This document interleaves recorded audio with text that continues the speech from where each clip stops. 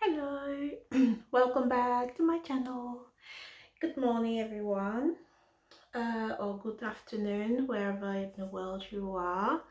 I hope you're doing all great. Um, I'm fine. It's my day of work today, so I took the opportunity to make a quick video about how I became a fashion designer. So today I want to talk to you about my journey.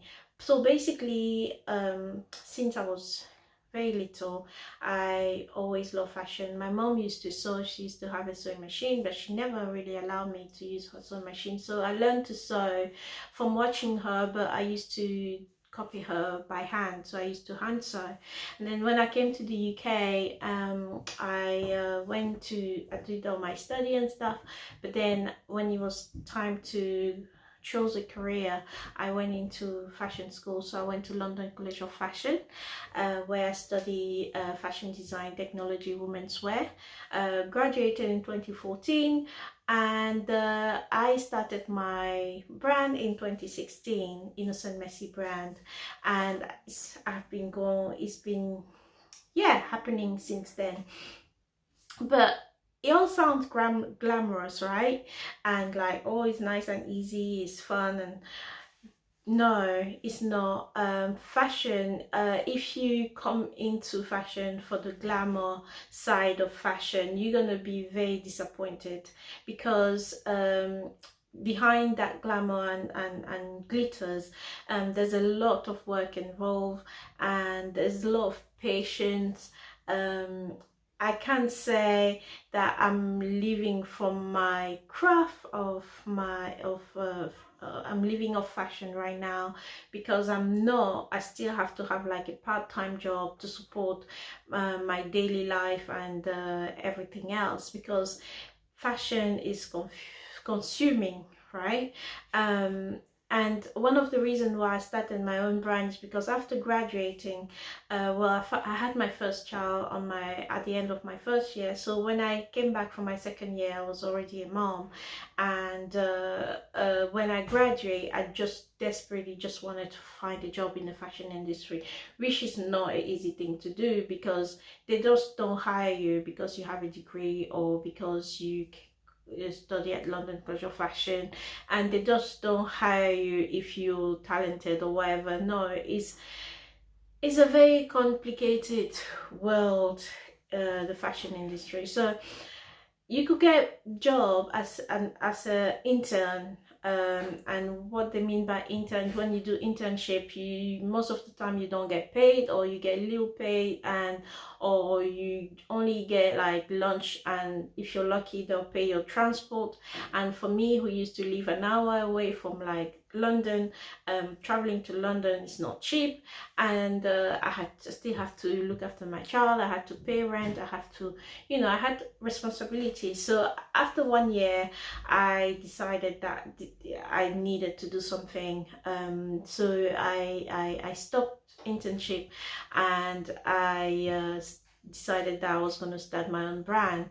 But I didn't have the money to start with, so I had to get a job in retail, start working in retail and saving some money. And I started my company with like £500. I didn't have any. I just came up with the find the theme and design and everything. And my first collection was called Mobali. Mobali means man in Lingala, and I just wanted to portray that strong woman, that man power that I had inside me through my collection. And that's how I also developed this print hand technique, that's the representation of African women braid, that has become my signature on all my clothes. And I use it on almost all my collections. And yeah, so that's how my brand started. I think for the first 2 years and stuff, I didn't even sell one piece of my clothing. I used to do custom made, so people will come for wedding gown and maid dresses and stuff like that. So I'll or evening gown, and I'll make money from that. But from my actual collection, can you stop doing that? From my actual, we have an audience. For my actual collection, yeah, it wasn't yeah, it wasn't selling as fast because I didn't have a name. I mean, no one knew me. And yeah, Ryan, can you please stop? As I was saying, it hasn't been easy. I use my I use social media platform to really put myself out there, and I think it was in 2018, I don't know, 18 or something like that, or I was contacted by this amazing lady. Her name is Kanayo. She lives in the US. She's originally from Nigeria, and she messaged me and she said that she really loved my collection and she really wanted to meet me and talk about my collection, my pieces and stuff. And she's a celebrity stylist from some A-listers in the US, and she really wanted to meet me. And I was like, okay. I had a couple of people like that, and in the past, and I trusted some of them, but it didn't work out. It just, you have something about fashion as well, like you find a lot of people that just want to use you for your talent, and they take all the glory, and at the end you just find yourself then when it's too late, you realize you've been used for your talent. So I was a bit wary, but then my partner said to me, you know what, there's nothing by just going and meet her. So I went to meet her, and our first meeting in London, I didn't bring any of my clothing because I just wanted to meet her in person and talk to her first. So I went and see her, and she went deep and explaining to me who she was and what she was doing. And then she asked me, well, like, why didn't you bring any of your clothes? I was like, I just wanted to meet you first. She was like, okay, I'm leaving in like 2 days. Do you think you can bring back your collection tomorrow? I was like, okay. So I went back, and then the next day I was back in London, and brought like 2 or 3 of my coats, and gave it to her, and she flew to the US with it. And those were like my only samples, because it's made to order. I don't stock anything, because I design and sew everything myself, because I can't afford outside production. So the pieces I gave her were my only unique pieces. Yes, I had the patterns, but those were the only ready-made pieces that I had. So it was like I was like putting all my trust on her. So she took it, and I think like a week later or so later, I woke up one morning and my Instagram, like I think I had like 200 subscribers, followers on my Instagram. And then I woke up, I went on my Instagram, I had like 1,000, and I had so many messages, and I was like, what is going on? Has my account been hacked or anything? And then I saw that I'd been tagged on one picture, and the picture was Angela Simmons wearing one of my coats. And I was like, oh my god, this girl was for real and everything. And yeah, and that's how it started. Like we started working together, collaborating together, and like I would send her my things in the US, my new collection, my new pieces, and these celebrity would be wearing them. Kelly Rowland wore my jacket, Erica Badu wore my jacket, and like that's how my name started to go out, and magazine started to interview me and like featuring me into their magazines and stuff.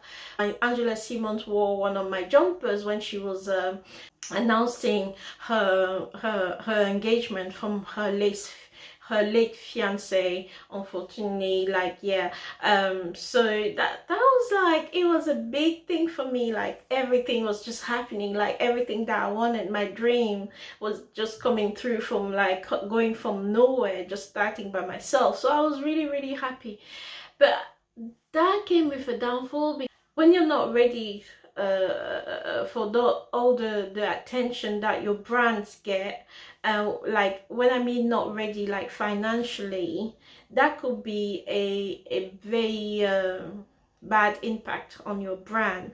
And that's what happened to me, because after that, I had like loads of people placing orders and wanted me to stock in the boutiques in New York, and like people wanted me to make them for, like, I had like loads of people like really getting interested. But what they didn't know, well, even though I put down my website like it's made to order only, and that the manufacturing period for me will take a week to 2 weeks to complete, because I was selling mainly my coat, and that's mainly what I specialize on. I love making coats and jacket. So by getting all these orders and having to make them myself, it took a really a downfall on me as a person, because like I'm a mom, and you know, and working on my own, it was a lot. And like you get people frustrated that you can't get things to them on time. You get people who want you to stock in their boutique, but like you can't really, they ask you numbers to production for numbers that you cannot, you need like few months to produce, to make and deliver to them, but they want it like in a month. And so it was like really it really affected me. So at first it was fun, but then it wasn't anymore. And I started like suffering from depression out of it, because I didn't know how to fix it. And I decided to stop working with the girl, because I said to her, although uh, it was really helping me, but it wasn't, I couldn't getting the exposure so soon and so fast. I couldn't respond to all the demands, and it was frustrated, because I just wanted, like, I was like, if I could have the money for just the production, so I don't have to make, and I don't have to design and make everything myself. I can design and give the production to a production house or a production team that will be working for me. But here in the UK, production is very, very, very expensive, and sending to China is you taking the risk of having your collection on Alibaba. Yeah, it was really, I went through a very good 2 years of dark time and lockdown and COVID. The period of COVID didn't help at all. I even moved to France thinking like I could start over there, but it didn't work out, so I came back to the UK. It was like I was all over the place. But I'm back. Yeah, I'm back. I've learned a lot from that journey, so now I'm taking things slow. I'm really concentrating on getting the funding from me first. So I'm working right now. I'm working like full-time, try to put money together. My dream is to open a production factory in Africa, either in Cameroon. I was in Cameroon recently, that's what I wanted to do, or either in Congo or either in Zimbabwe. Why not? So I'm looking at my options. I chose Africa because Africa is my homeland. Africa is my continent, and I believe like creating job in Africa will do good to my continent. That's why I choose Africa. So I'm working really hard to putting that money aside so I can make that dream come true of having a production factory in Africa, where I will be designing and people will be making for me, and I will just like, and then I will be able to respond to the demand that will be coming out of me, coming to me. When you're not ready for the attention, that could be a negative thing as well. So yeah, so now I'm back. Young fashion designer out there who really are interested into fashion, just prepare yourself that it's not gonna be all glitter and glamour, and it's gonna be hard. It's a very hard, enduring journey. You have to be patient. You really have to love what you're doing, and everything will just be fine. It takes time.